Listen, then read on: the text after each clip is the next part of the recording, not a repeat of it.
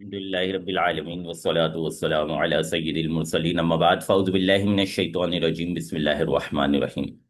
جی میں نے اپنے پچھلے لیکچر میں آپ کو یہ بات سمجھائی تھی کہ رفع نصب جر یہ چیز مرفوع ہے، یہ منصوب ہے، یہ مجرور ہے، یہ نحوی اصطلاح ہے۔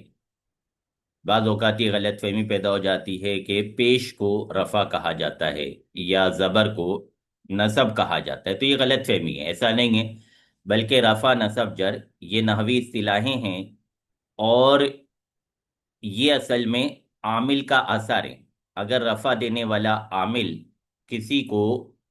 اثر پیدا کرے گا تو وہ مرفوع ہو جائے گا، کسی پر نصب والا اثر پیدا کرے گا تو وہ منصوب ہو جائے گا۔ اب یہاں ترکیب میں جو سب سے اہم چیز ہوتی ہے، یہ بہت اہم چیز ہوتی ہے، بہت ساری چیزیں یہ اہم ہوتی ہیں تو سب سے اہم ہر ایک کو تو نہیں کہہ سکتے، بہرحال یہ کہ بہت اہم چیز ہوتی ہے وہ یہ کہ جب ہم کسی لفظ کو مرفوع کہہ رہے ہوتے ہیں، مرفوع قرار دے رہے ہوتے ہیں، تو ہمارے سامنے یہ بات کلیئر ہونی چاہیے کہ اس کا رافع کون ہے، اس کا عامل کون ہے، کیونکہ جب ہم یہ بات سمجھ چکے کہ رفع نصب جر جو ہیں یہ اثر ہیں، ان کا کوئی پیچھے عامل ہوتا ہے، بغیر عامل کے یہ اثر پیدا نہیں ہو سکتے۔ اس کو بالکل اسی طرح سمجھ لیں کہ جب کوئی کہے گا کہ مجھے مارا ہے، تو مارنے والا پیچھے کوئی نہ کوئی ہوگا نا، اس سے طلب کیا جائے گا، اس سے معلوم کیا جائے گا، یہ بات چھان بین اس کی جائے گی کہ اس کو مارنے والا کون ہے، دارب کون ہے، کیونکہ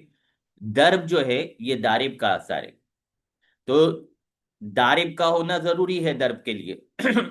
مارنے والے کا ہونا مار کے لیے ضروری ہے۔ اگر مارنے والا نہیں ہے تو پھر اس کا مطلب ہے کہ مار بھی نہیں ہے، یہ بات جھوٹی ہے، یہ جھوٹ کہا جا رہا ہے، یہ غلط کہا جا رہا ہے۔ تو اسی طرح جب ہمیں یہ سمجھ آ گیا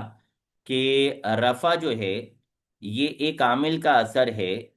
رافع کا اثر ہے، رفع دینے والے عامل کا اثر ہے، تو ہمیں رافع کو تلاش کرنا پڑے گا، ہمیں رفع دینے والے لفظ کو تلاش کرنا پڑے گا، رفع دینے والے کانسیپٹ کو تلاش کرنا پڑے گا کہ رفع دینے والا ہے کون۔ اگر ہم کسی کو منصوب قرار دے رہے ہیں تو ہمیں وہاں ناصب کی تلاش کرنی پڑے گی، اگر ہم کسی کو مجرور قرار دے رہے ہیں تو ہمیں وہاں پہ جار کی تلاش کرنی پڑے گی۔ یہ ہمارے لیے ضروری ہے کہ ہم عامل پر توجہ رکھیں، معمول سمجھ آ جانا یہ ضروری نہیں ہے بلکہ عامل کا سمجھ آنا ضروری ہے۔ ہمارے یہاں ترکیب میں جو طلبہ کی طرف سے عمومی طور پہ ڈسٹربنس ہوتی ہے، پریشان کن چیز ہوتی ہے، وہ یہ کہ وہ ان علامات کو دیکھ کے، جو رفع کی علامت ہے یا جو نصب کی علامت ہے یا جو جر کی علامت ہے، اس علامت کو دیکھ کے، اس علامت پر نظر کر کے وہ اس لفظ کو مرفوع منصوب یا مجرور قرار دے دیتے ہیں۔ ان کا ذہن اس بات کو مان لیتا ہے، اس بات کا یقین کر لیتا ہے کہ یہ مرفوع ہے، اور وہ سامنے دعویٰ بھی کر دیتے ہیں کہ جی یہ مرفوع ہے یا پھر منصوب ہے۔ وہ صرف علامات پہ چل رہے ہوتے ہیں، حالانکہ علامات صحیح ہے، نشاندہی کرتی ہیں، انڈیکیشن کرتی ہیں، لیکن علامات سے کوئی چیز ثابت نہیں ہو جاتی۔ ثابت کرنے کے لیے ہمیں دلیل چاہیے ہوگی، اور دلیل یہاں پہ بنے گی عامل۔ تو جو بھی آپ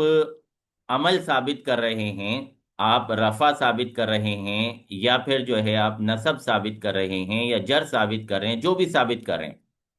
تو آپ کو اس کے لیے دلیل دینی پڑے گی، اور دلیل ہوگی جس کا یہ اثر ہے وہ عامل۔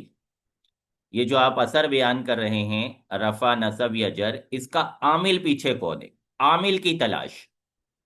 تو عامل کی تلاش میں آپ جتنے زیادہ سرگردہ رہیں گے، جتنی زیادہ آپ کوشش کریں گے، جتنا زیادہ آپ محنت کریں گے، اتنی انشاءاللہ آپ کی عبارت مضبوط ہوتی چلی جائے گی، بہترین ہوتی چلی جائے گی، زبردست ہوتی چلی جائے گی۔ اللہ تبارک و تعالی سے دعا ہے ہمیں صحیح جہت میں علم دین سیکھنے کی توفیق عطا فرمائے۔ آمین ثم آمین بجاہ النبی الامین صلی اللہ علیہ وسلم۔